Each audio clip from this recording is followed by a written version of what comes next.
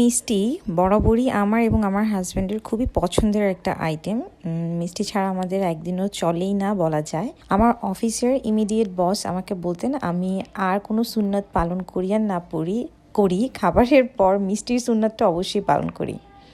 Hello everyone, this is ইনাজ আম্মু from ইনাজ আম্মু সাসি অ্যান্ড স্পাইসি লাইফ। আমি আজকে কাঁচা গোল্লার রেসিপি শেয়ার করব, যে আপনি বাসায় বসে একদম এত পারফেক্ট টেক্সচারের কাঁচা গোল্লা কীভাবে বানাতে পারবেন, তার পুরা প্রসেস এবং ইনগ্রিডিয়েন্টস, কোয়ান্টিটি বা মেজারমেন্ট সব কিছুই এখানে আমি শেয়ার করব। যদিও মিষ্টিটা আমি বানাচ্ছি না, আমি আমার নিজ হাতে আজ পর্যন্ত কোনো মিষ্টি বেসিক্যালি বানাইনি। মিষ্টি আইটেম অনেক ধরনের বানিয়েছি, বাট বাহিরে যে মিষ্টিগুলো আমরা কিনে খাই এরকম কোনো মিষ্টি আমি আমার হাতে কখনো বানাইনি। আমার মনে হয় যে মিষ্টি আমার পক্ষে বানানো সম্ভব না, আমি কখনো ট্রাই করিনি, বাট আমার কাছে কেন জানি মনে হয় মিষ্টি কি বাসায় বসে বানানো পসিবল। বাট আমার হাজব্যান্ড এত পারফেক্ট কাঁচাগোল্লা বানায়, আমি আমার লাইফে এত আচ্ছা কাঁচাগোল্লা বাহিরেও কিনে খেতে পারিনি। করোনার সময় আমি বাসায় অনেক রকমের আইটেম বানিয়েছি, ডিফারেন্ট ডিশেস। সো আমার হাজব্যান্ড তখন এই কাঁচাগোল্লাটা ট্রাই করে এবং ওর কাঁচাগোল্লাটা একদম পারফেক্ট হয়। আর এইবারই প্রথম ও ইনায়েতের জন্য এই কাঁচাগোল্লাটা বানায়, and my son liked it so much. So